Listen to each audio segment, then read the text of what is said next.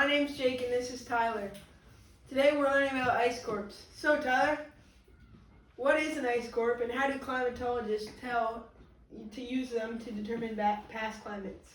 So ice cores are when scientists drill into certain parts of Antarctica or Greenland, and they drill down for about a mile, some are deeper than others, and they can figure out what year it is. They figure out what year it is depending on how deep it is, and then they make a graph of that, and so they measure the CO2 levels in the little tiny bubbles that are in the ice, because all ice usually has bubbles.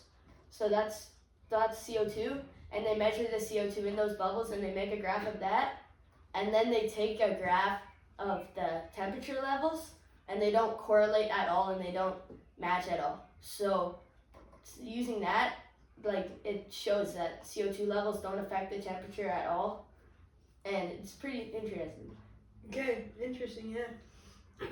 So what is the real truth behind ice cores?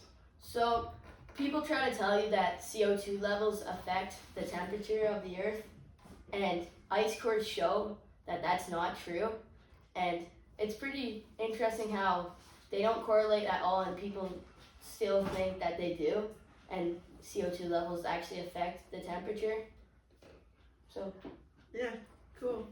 Where can we actually find real information on these ice cores? So the Institute for Christian Research has a lot of good information concerning ice core research, and also Answers in Genesis has a lot of good stuff, like using creation and ice cores to figure out how old the earth is and stuff like that.